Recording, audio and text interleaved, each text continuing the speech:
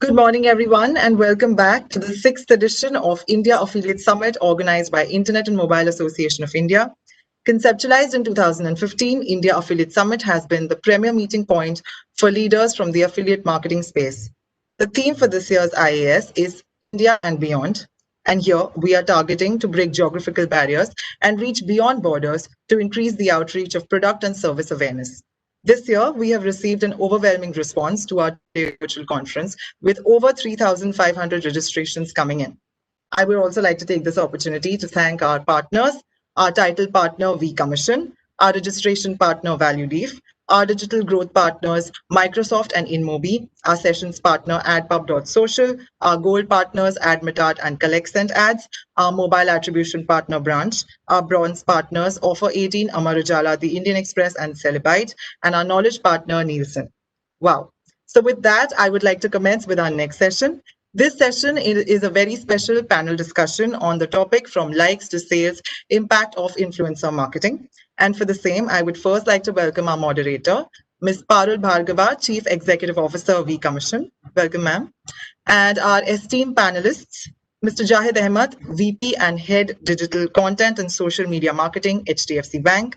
Mr. Samrit Das Gupta, Director, Marketing and New Initiatives, Bombay Shaving Company. Ms. Achal Chauhan, Head Media and Content, Beta 91.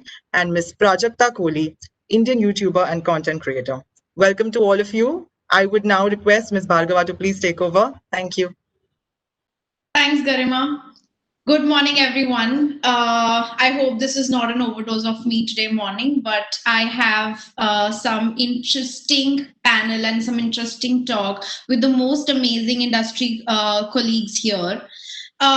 As an industry person, I think we always have conversations with marketeers on, sales and performance, since this is India Affiliate Summit. But how influencer marketing is growing for different brands and influencers themselves, and how this is converting into sales, or how much, is a very different is a very interesting perspective to have.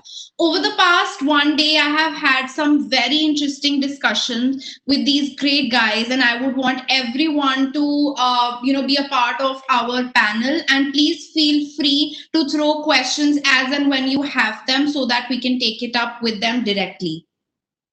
First of all, I think though Garima has introduced, but let us all start with quick introduction along with your experience of influencer marketing. So any one of you can start. Let's start with you, Prajakta.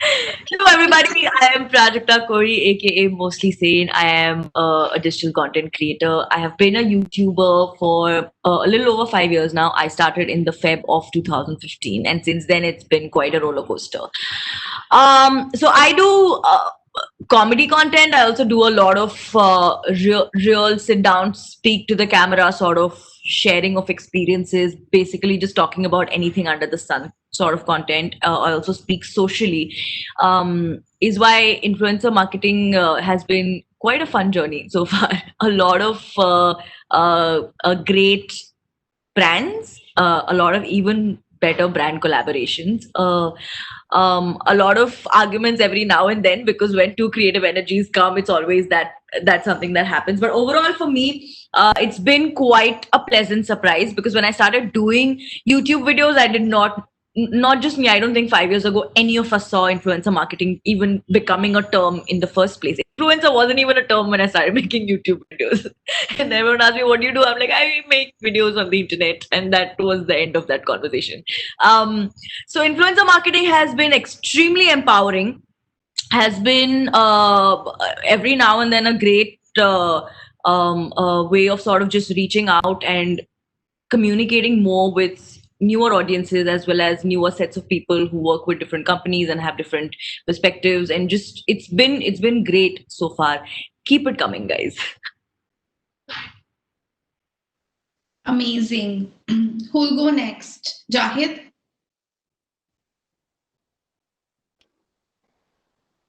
Hi guys, I think I was facing some problem. I heard Prajakta though.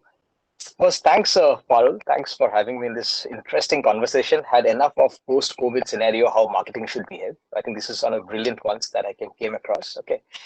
Uh, so yes, see, I think influencer marketing, the philosophy of influencer marketing has been deep ingrained in the DNA of HDFC Bank. Okay, if you see 25 years of HDFC Bank, we have not had a single brand ambassador because we believe that brand is no longer what we tell to the customer. Brand is about what the consumer tells every consumer, and that is why influencer marketing really comes up. Okay, historically we have used our employees, say our employees, 80,000 strong employees, as key influencers, because no matter what face a brand has, you will still go and ask your father or your neighbor, your friends, the guy you trust the most, as to what to do in your life, be it in terms of investments or the dream that you are trying to fulfill. Okay, that's where we came across, and that's how we also understood that influencer marketing is really important from a brand's dissemination point of view. Okay, and we started this. So be it a friendship day where there's a friendly banter, we thought let's get these two influencers who are really chit chat with each other, or be it during COVID when we understood that mental lockdown, mental pressure is really taking up toll. We got in terms of talking about mental health. Okay, or be it when we had Mr. A.R. Rahman's campaign of Hum Haar Nahi Manenge, the resilience that India shows together along with the brand. Okay, we got a lot of singers to come along with this whole part of it. So from project to project, we have ensured that we have the right set of influencers, and I think now influencer marketing has become an integral part of our major campaigns, where we don't spend at all on brand ambassador, but we pick up very key strong influencers. And the interesting part, while we win awards on influencer marketing, is how we use the influencers. Prajakta was talking about it. It's very important. How do we use them for the particular campaign? And that's the kind of the brand guidelines that we follow for influencer marketing per se. But yeah, it's a very interesting journey that we have envisaged, and yep, it's going on. Very interesting. Thanks, Jahid. Anchal, would you like to go next? Yeah. So I think how Prajakta said that mentioned that she started like 5 years ago is pretty much the time around which Veera also came about. So again, influencers was something which was coming up, was new. So for us, for at Veera, our consumers are young, and it's basically this generation of beer drinkers, and everybody is online. These are folks who are online, who are following people, with an opinion, who are talking about associating with brands. Content on their own personal social handles when they feel that they sort of relate to the brands, right? So for us, it was always about brand advocacy online, and whether it was to our consumers or another step which basically ended up being influencers. So that's how our relationship with influencers has been, and for us, how we see influencers is essentially like people who have the access to the right set of audiences, right? They're people who are they are basically very close to the consumers. They're talking, basically talking and communicating and sort of, you consuming these products in their everyday life. So for us, influencers is also means to getting closer to our consumers through these people. And it's not about, partnering with an influencer to a logo presence or about them just, posting about the product. It's more about how does it fit into their content, right? How does it fit into their content organically? How are we able to sort of drive engagement? And we're not looking at influencers, and I mean that's sort of our approach that it's been from campaign to campaign or or I would say from the very start of time. That we're not looking at them as reach drivers, but as building engagement, credibility with consumers, and also to like just being able to create content, which is authentic and sort of builds a trust with not only their audiences but also like consumers of our product. So that's typically how our approach has been, and also it's been about building long-term relationships with them. And how we see it is that it's a two-way conversation. That while we want to sort of want to work with people or sort of whether they're communities, groups, or individual influencers who would sort of help us in build that communication, build that narrative over a longer duration of time. And to sort of help us in our communication and what we want to sort of be able for the consumers to reach out to. But it's also like two-way in terms of the influencers, how we see them are also like business owners and entrepreneurs, right? So they also want to partner with brands who they feel would fit into their sort of tonality of content. So it's more like a building content, which is both for the brand and for the influencer. So it's more about like, how we say it could be like, saying it's marketing with influencers as opposed to like influencer marketing. So that's how it is at our end. Very nice. Thank you, Samrid. Hey, thanks, Parul. Thanks, IAMI. I head brand and new initiatives for Bombay Shaving Company. We are a young, extremely innovative grooming solutions brand, right? And one of the things that we do in terms of influencer marketing is sort of co-create a lot of stories about our products and about the way people feel about our products as they go out, right? So for us, influencer marketing is essentially a channel through which we're able to tell our stories so much better and so much nicer than if the brand was just about to tell that, right? It's also about being super organized in the way we look at influencer marketing. So for us, influencer marketing is essentially a sort of it's a sales channel. It's not just an awareness channel. Because we are a direct to consumer brand, we do believe that there is a very clear sales impact that comes out of influencer marketing, right? So we sort of invest in that early stage. We find influencers who are not cat A, cat B, but sort of just starting off, and we invest in them early stage. We also let the editorial and the creative control sort of lie with the influencer under certain brand guardrails. But we don't try to control that conversation, because we believe that, if the brand starts to control conversations that are happening within the influencer's content piece, then we are doing disservice to the way the creator is sort of getting the content out there, right? So we don't like to do that too much. Yes, that's right. I just want to say that. Thanks, Prajakta. Yeah, it's true, right? I think fundamentally what happens is brands try to control the narrative too much, and then it just becomes the brand's voice and the brand's words, and that turns into a problem, right? Because fundamentally we are very good at throwing media at people. What we're not very good at inherently is telling the right stories, right? And stories come from individuals. Stories come from the soul. Stories don't come from media. That's one thing that I have learned over the last 16, 17 years that I've been doing this. Stories need to come from individuals, right? And Jahid mentioned this, right? That each of us becomes an influencer in our own right. So the stories that get passed from one person to the other, that's really what matters. And the way also we look at influencers is that it's not just about content creation. Each of them is a media channel by themselves, right? So keeping that lens, if every one of us is a media channel and we are broadcasting, whether it's a one-on-one or it's a one-to-many, if we are broadcasting things, then let's just let the control be with that person rather than be with the brand, as long as broad guardrails are sort of maintained, right? So that's the way we look at it. We are a young brand. We are a disruptive brand. We like to take risks. We have traditionally been perceived as a men's grooming company, and we have just launched a women's razor, which is like the #2 bestseller across all e-commerce, right? And we achieve that by making sure that we work with the right set of influencers or content creators, however you want to call them, but by working with them and making sure the content reaches far and wide, right? So for us, it becomes extremely sharply defined. We go wide only as much as our budgets allow us to, but I think we pick the right stories and pick the right storytellers. That's the way we look at it, Parul. Amazing. So, see, guys, I told you we have a great panel today, and I'm sure you all get a hang of it by now. And you know who they are, what they do in the influencer space. My next question is for Samrid, Zahid, and Achal, all three of you. As brands, how do you choose influencers? Do you have any criteria of minimum followers, or how do you choose influencers that you want to work with?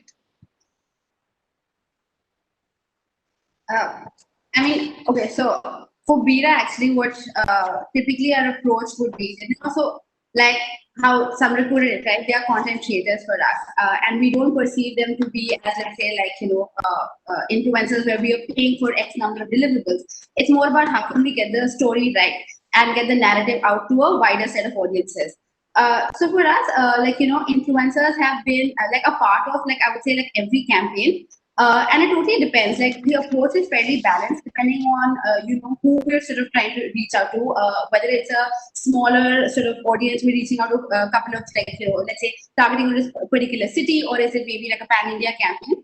There's also the very balanced approach when it comes to what is the scale we're looking at, whether it's, and we have sort of over the last 5 years managed to work across different stratas and like categories, I would say, like, from celebrities to, macro influencers with certain amount of following, when, you're looking at certain amount of sort of turnout, or it's more of a large scale communication, but also working with very, like, people who are known for their content, who are doing, great stuff in their respective niche, and not just going by the follower count. So I think it totally depends on what, the objective of a particular campaign is, which sort of, helps you determine who are the people that you want to reach out to.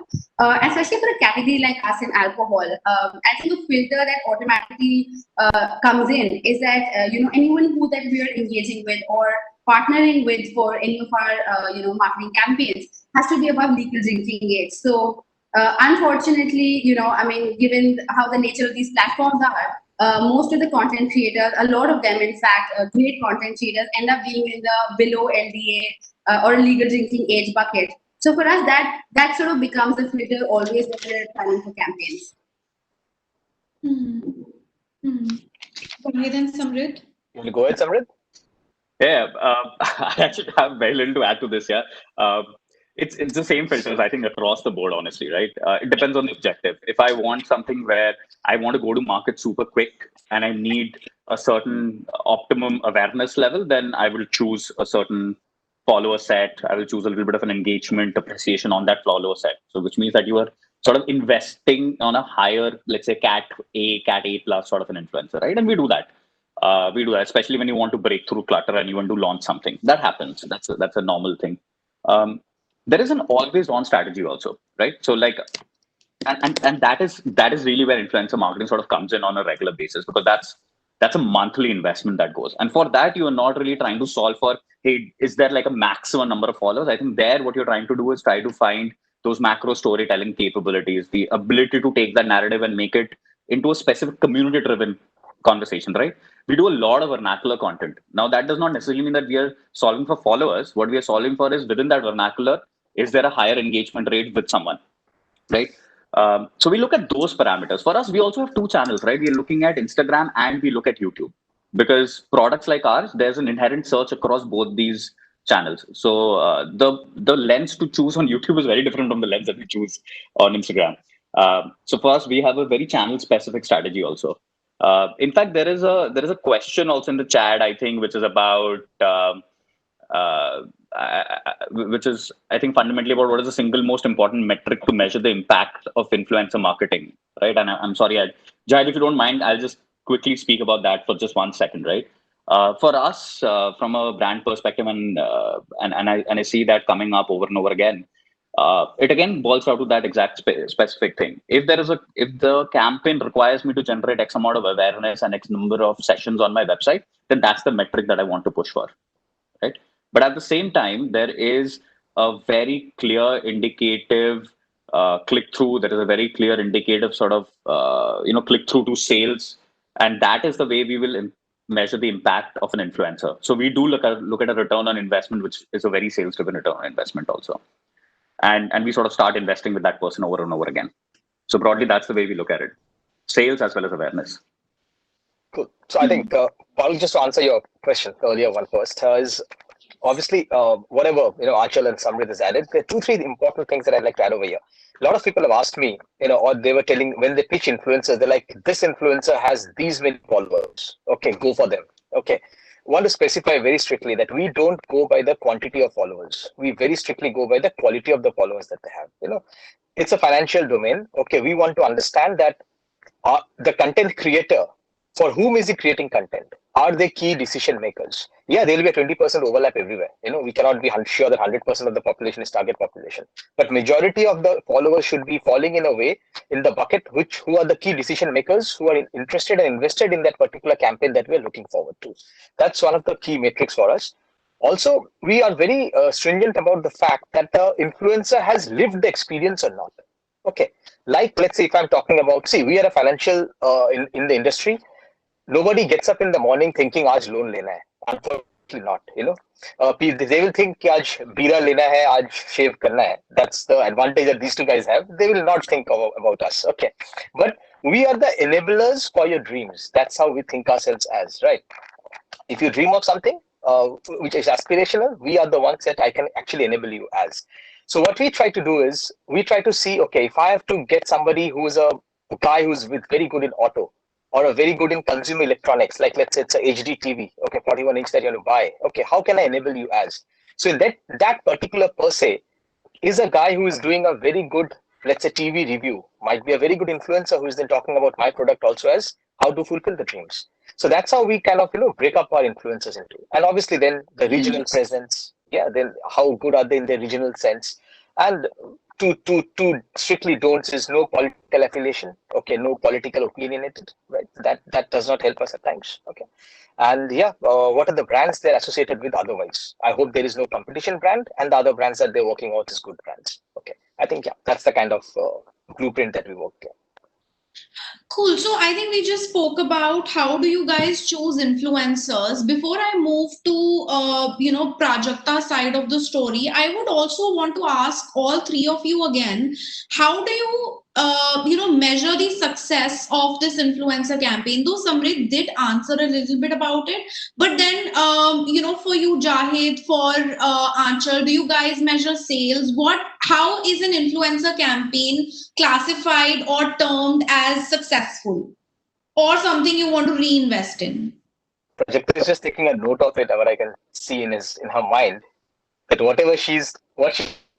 how it gets shaped up in the marketer's mind, I'm thinking that I am so happy to be a part of this, because I get to be a part of this inner discussion that no creator is a part of right now. I'm just making mental notes. Like, must tell the team about this. मेरा video का होता क्या है ये पता चले जरा आज. Listen, honestly, I would never get this insight. Like, I could just be sitting in the audience right now listening to you all, and I'm the winner here. I just want to tell you that. No, it helps all of us. So see, like Samrit gave a very interesting angle that it's a consumer brand. It's directly benefiting them in the sales numbers. For us, we think the way we are using influencers, I told you, we believe that these influencers are the ones who are disseminating the right message that we want to. Okay, not necessarily leading directly to sales, but what's the brand lift that I get after doing this this campaign? Has the consideration for my product from this particular campaign where I used influencer marketing improved or not improved? Okay. Also, we treat influencer marketing like an ATL campaign. What happens in a typical ATL campaign, right? You don't get direct influences. What you do get is that day, if a major influencer campaign has happened, has your direct searches increased? Has your organic searches increased? Are people talking about it? So we do have a lot of ORM tools for listening, right? Are people talking about it? Is the positive sentiments increasing? That's how we track all about our influencer marketing. And swipe ups do help, and we have got significant swipe ups. Yeah. And I think just to add to Jahid's and Samrit's point also, our category is such for us. While we would love to track sales and be able to sell beer online, unfortunately, it doesn't happen. So for us, the metrics that actually, end up sort of being followed would be things like this. Like, for larger scale campaigns, we're looking at things like awareness. And again, they become like, how are we able to sort of drive any sort of consideration? And as I correctly mentioned, there are a lot of social listening tools that, we are sort of following when we do an influencer campaign. How much is the engagement gone up?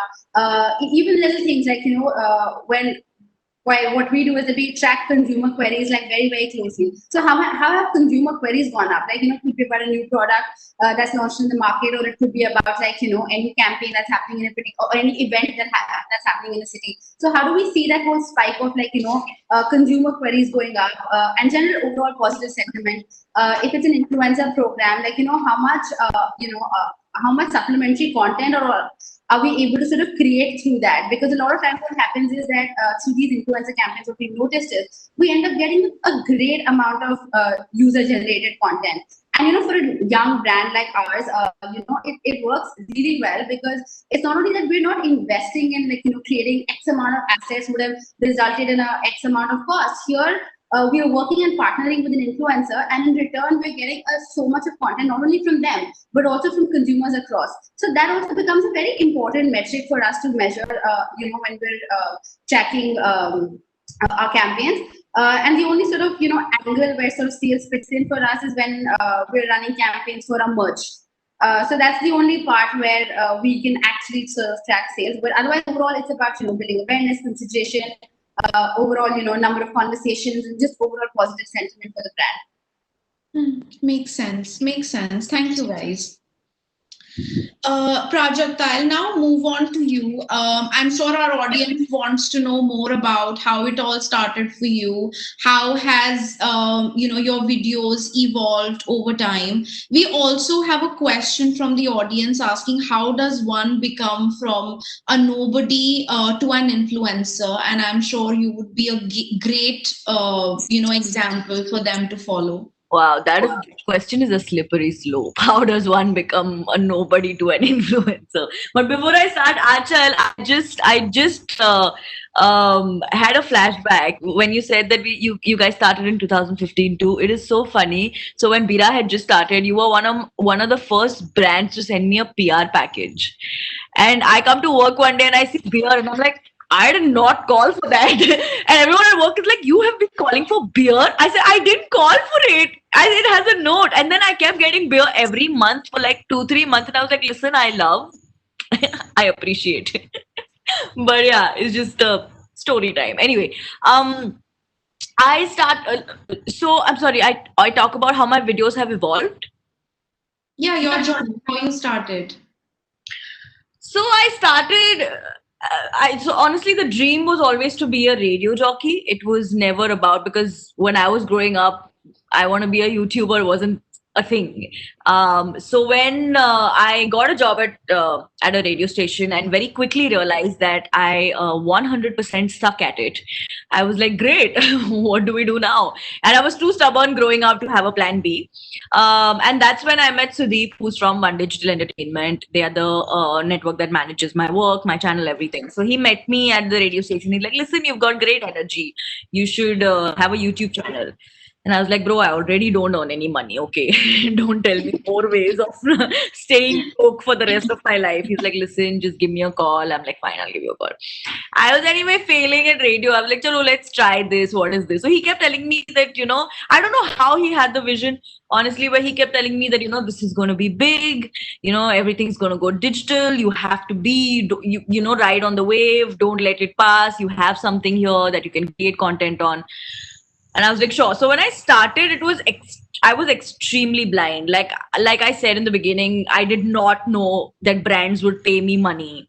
I didn't know anyone would pay me money. I was just like, why? Like, I'm just a girl sitting in my room making videos. Like, why are you giving me money for this? If I was a brand, I'd be like, effort to dikhao, kuch to karo alag sa. What are you doing? Iske paise bhar raha hu main. So it started off where every day was new, and it still is, honestly. And everything was new. So I have kind of just been in this constant loop of trial and error with everything, with content, with collaborations with other artists, with collaborations with brands and stuff like that. But so far, I think it's been extremely, it's been wonderful, honestly. I love my job and I love doing what I do. I love creating content, and it's a great thing to wake up to. Okay, great, thanks. Sorry, I missed the question. I'm sorry. How do you know? How do you become an influencer? So I feel like that's the power that the internet gives you.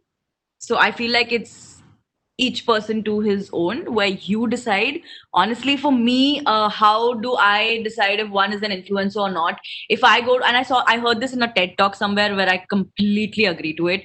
If someone comes to your profile and goes back feeling awkward or guilty or insecure or not so happy, then you're not influencing anything. But if someone comes to your profile and goes back feeling happy and empowered and positive, I feel like then you're an influencer. Then you're creating positive change and that's what then you can call yourself an influencer. So it does not, like everybody else is saying, it has nothing to do with numbers, it has nothing to do with that. It really is, because I feel like it's not a pyramid anymore. It's no more like these many creators on top and then these influencers, and it's not. I feel like it's a globe where each person is catering to a different audience, to a different niche.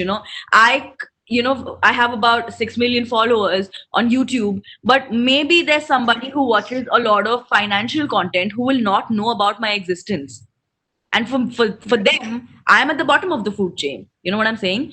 And then maybe there's someone who's watching a lot of, so it's just it content has become so dynamic, especially in our country, where it's no more a pyramid. It's no more, oh, biggest influencer, smallest. All of that is just blurry. It's just a globe. It depends what angle you're looking at it from. Well Also, said. Parul, Well said. this question, like, how to become a good influencer is like, how do you become a good human being? It's not like that. You cannot try to become a good human being. It's like what you do what you love the most. You become an influencer by yourself. Because then once you Try to become start with a good human being if you can somewhere. you will become. Yeah. Wonderful. I think I will also take the next question from the audience, which applies to all of you.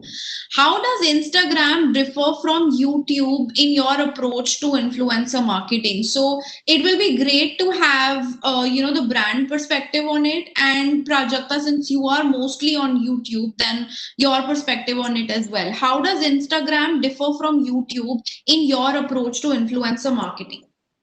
Very interesting question. Do you want me to take it up? Yeah, all of you, all four of you. Go for it.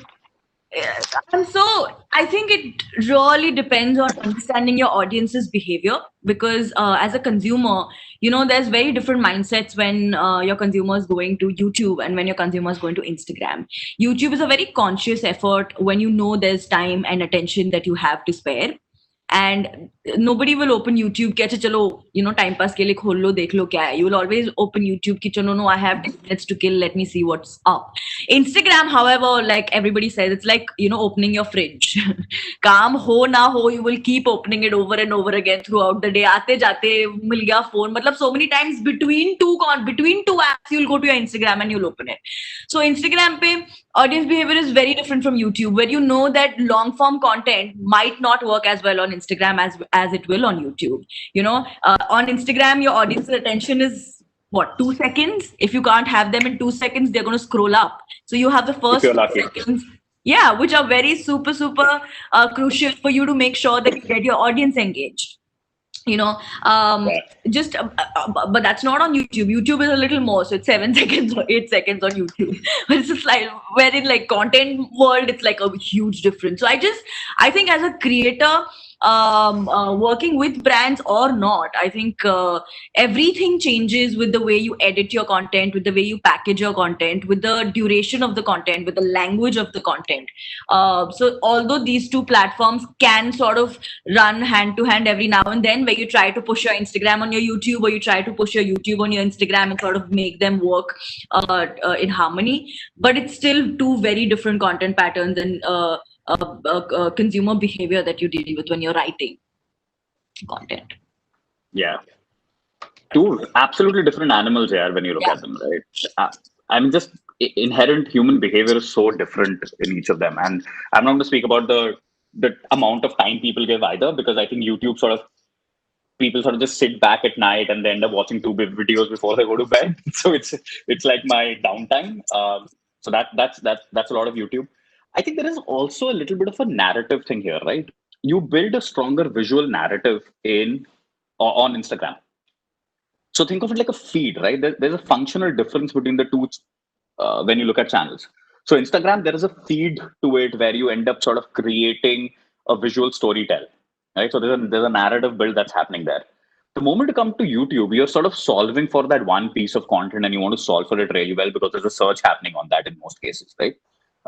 At least that's the way we look at it from a direct to consumer brand, right? So there's a search intent that's happening on YouTube. You want to solve for that search. So you want to build a DIY. You want to build a influencer who's speaking about that content and giving their perspective. Very critical to look at from a sort of a sharp perspective. On Instagram, what we do is we want to build a delightful visual appeal. We want to make people sort of drool over our products. It's almost about sort of creating a visceral experience when you're there, right? So two very different animals. Attention spans are very different. People open Instagram a lot more, but the engagement rates on Instagram have been sort of dropping like how.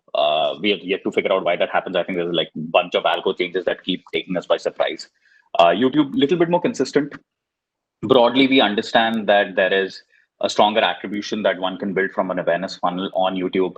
Also links back stronger from a remarketing perspective. So very tactically, if one was to look at it, you'll be able to use performance media on YouTube a little bit stronger than you would be able to use on Instagram, which is mostly just ad dissemination. So I know I'm not speaking only about the content piece, but I'm also speaking about the sort of the performance media piece to it, right? And that is critical to understand.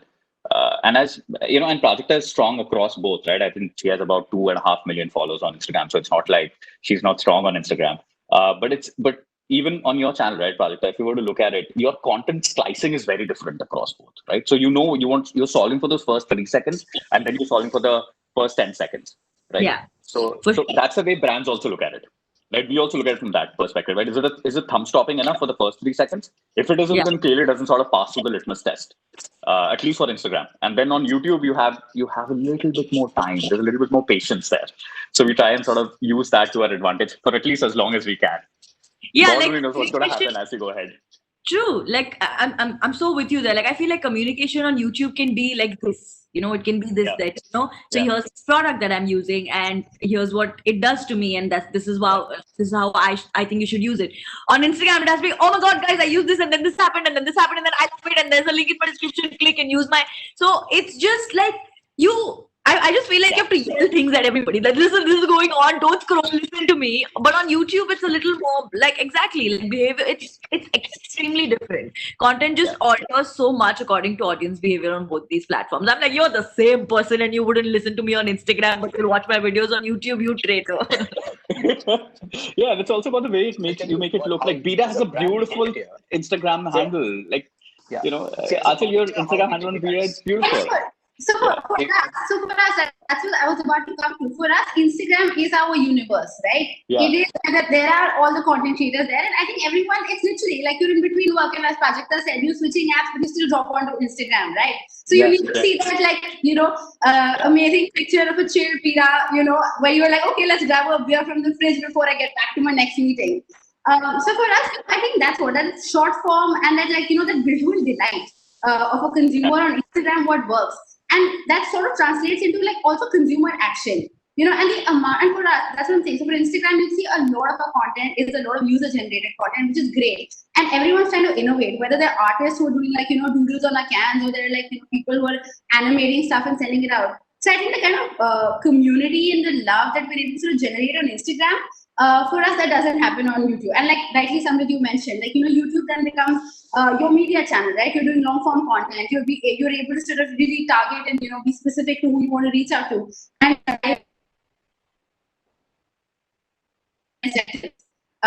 whereas Instagram is like, your everyday joy, literally. So that's exactly how it works for us. Yeah. So I think these guys have covered it all. I will just cover 2 things as a marketer. What's important to me when I have to see, and I'll restrict my conversations strictly to influencer. How am I using an influencer on YouTube? How am I using an influencer on Instagram? Okay. When I have to build a long-term brand presence, like let's say if I'm introducing a new category, nobody knows about that product. Okay. I will use YouTube as a long-term brand establishment, because across multiple videos, across multiple long story format, my brand will be slowly recognize it. If it has to be hard, fast, and tactical, that's where Instagram comes in. If it's swipe ups, if it's more traffic, that how many traffic are coming into your own property, that's where I use Instagram for a short term goal. I think that's how we kind of mediate between these 2 channels. Yeah. Can I just add one more little thing? Another, and I'm sure you also go through this when you're studying audience behavior. It is so crazy because it's not like people are not spending a lot of time on Instagram. It's not like their daily average is like 12 minutes because it's fast content. There are people, like, I know, like, most of the young audience today spends anywhere between 2 to 5 hours in a day, sometimes on the weekend, on Instagram. So time spent kar rahe hain, bas एक piece of content पे time नहीं spend करे. So you will spend 2 hours watching 15-second reels, but you will not watch a 15-minute video. You know what I'm saying? So I just feel it's just I'm like, what do you want? You know, it's extremely difficult to get that. But I think over time you just get to a place where, because you're also a consumer, so that is something that I do, where I'm like, because I am also a consumer of products and of the internet, I will just sort of study sometimes my own behavior towards different apps. It's actually quite strange to me that none of you spoke about stickiness of content on YouTube versus Instagram or different platforms. Isn't that a factor as well? A good, important differentiating factor? See, I think audiences, they are sticky towards both the apps, and that's why they are the number 1, 2, 3 apps. You know, Facebook, Insta, and YouTube are the No, not stickiness toward the app, stickiness of your content. So maybe a YouTube content which is not trending now can be searched later on, but not Instagram. No, that's why Yeah, they I think hashtags. See, Parul, the whole no, thing no, but is Jahid also spoke about that, right? It's about building long-term content as opposed to short-term, right? And it depends on where you want to sort of invest at whatever stage you are in, right? So for us, we build YouTube long-form content because people searches don't really change. You know, seasonal searches sort of just remain true, right? Grooming searches sort of remain true. So we build long-form content which sort of stays there, and that's what Jahid was also mentioned. And in terms of stickiness, honestly, I think it's a very noisy world, yeah, Parul.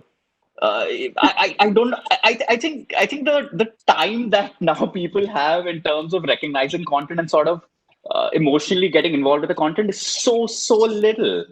So much being created. So what is great today ceases to be great tomorrow, maybe even in a few hours. I'm sorry, I'm probably being cynical, but that's a marketer in me speaking. I think it's just becoming a noisier world. Stickiness sort of it's an overcommitting thing from a content perspective. I think if a content piece can commit to it that it's going to be super sticky, I'll be super happy. But if it just helps me get my metrics up for the short term and the long term that I'm looking at, I'm okay with it, man. I'm not solving for stickiness, honestly speaking. in fact, a very interesting point, Samrit, that you have brought in. I'll chip something in over here. Yeah. The reason why brands are moving to influencer marketing, see, the whole content creation is noisy, no doubt about that. Noisier are the ads. The way ads clutter, that's crazy, right? You want to read an article, it's only 1/4 of the portion that you can read. 3/4 is, kind of hidden with ads. Okay. People are using ad blockers. So that's one of the other key reasons why brands love to move to this kind of influencers, who talk about it natively seeded in. It's not a distraction. Okay. I think that's one of the reasons. And that's what helps us. Great. We have time for one last question. I think we covered a lot about performance on different platforms while we were talking about Instagram versus YouTube and stickiness. So I think I'll just throw a question to all of you. How, to brands, how do you approach different influencers basis different sales, targets that you have or ROI metric that you have? And to Prajakta, do you guarantee sales to brands? And how do you approach a campaign if a brand comes and tells you that, hey, I just want sales, whatever you've got to do, you do it. So Prajakta says yes, she's in so much trouble, it's not funny. Honestly, I don't think, like I said, because content and our audience is so dynamic, I don't think there's anything I put up on the internet that I can guarantee. Anything. I don't think there is, whether branded or not, I don't think I can ever put out a picture saying, ye picture na 5 lakh views aa jayenge. I don't know. It could get 10,000, it could be 15 lakh. I don't know. There are pieces of content which I have had a lot of trust on. मैंने इतने भरोसे से बनाया, मैं कहा ये viral होके रहेगा, and they have tanked to a point where there are sometimes dents that I'm still recovering from. And then there are videos which I didn't even think would ever click, and those have gone viral. You know what I'm saying? So every time I'm having a conversation with a brand, why it's important for me to make it a collaboration is because that's when I am in familiar territory. You know what I'm saying? where I know this is content I create. I know these things have worked for my audience, and they've accepted this content as is why I know this will work. But if you come to me with a completely different a video idea, which I have never done before, like for example, there was this brand who tried to convince me to sell highlighters. So highlighters are makeup things you put here. I didn't know that. In my head, when they came to me, I thought either highlighters as in this, like things that you use to highlight notes. So I started going on that, and they were like, "What are you doing, bro? It's makeup." And I'm like, "See, like I don't understand the language. There's no way in hell I can sell highlighters to my audience and not look like a sellout. It's not going to work for you. It's not going to work for me." And that's when we looked at an alternative approach where I tried to do a beauty blogger parody, where then the brand wasn't okay with sort of taking a sarcastic route and stuff like that. That didn't quite work out. So I just feel like there is no way I can ever go up to a brand and say कि हो जाएगा, viral कर दूंगी. नहीं होगा. मैं बता सकती हूँ, मुझे नहीं पता है. अगर पता था तो मैं हर वीडियो viral कर देती. But I think one thing that definitely happens is that there are a few pegs that I know will work. There are a few approaches that I know will work, and I push them, and touch wood, up tak to they've been working okay. Yeah, man, no, I don't think we demand anything like that from content creators. Yeah, it just doesn't work like that, right? I mean, Zahid mentioned that how it is an ATL space. It is, right? You're broadcasting. Now, when you're broadcasting, and when you and it's not narrow cast, right? It's not sharp cast. You're broadcasting. You want more people to see it. You want a lot of people to sort of come in and engage with it. No, it's not about a sales metric, and we are never going to hold a content creator accountable for that piece, right?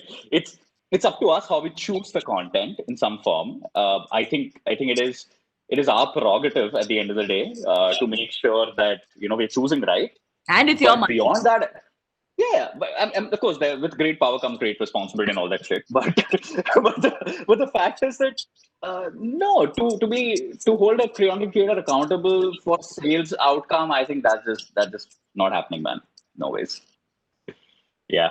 That's at least the way we look at it. Is, in case you want to make a good, like let's say you were doing influencer marketing, there are a lot of influencers in the same campaign. Somebody is striking out. There's a very interesting feature in Facebook, especially, that is called fans. What you can do is, if you have your first party audience there, take that audience, take that influencer's campaign, and kind of broadcast it to your specific audience. So you can amplify the reach of the influencer, not only to influencer's audience, but your own audience. Correct. Something you can do, and that's also helping us a lot. Yeah. But again, I mean, I think the question was around sales, right? Yeah. That, if you want. I mean, yeah. I mean, there's a whole bunch of remarketing, retention marketing pieces that can be built, but I think that is not the parameter in terms of deciding what influencer to go with. Just to answer the question. Very nice. Very interesting. Okay. I see Garima. Something I think. Garima is up. Are you telling us that our time is up? Oh. Yes. Okay. So I think very interesting session, some very interesting points on influencer marketing behind the marketeer's perspective and campaign planning, as well as on the influencer side. So out and out, what I would like to conclude this as is very, very informative on how brands look at influencers to provide or put forward a message, and how influencers would really like their space to put forward that message in their most original way to their audience, because they know their audience, and that's how both goals can be met, whether long term or short term, depending on what the campaign aspires to be. So I would want to thank all of you for all the time that you have spent with me yesterday and today, and to our audience who has been wonderful. Your questions were amazing, and I had a lot of fun hosting this panel. Thank you so much.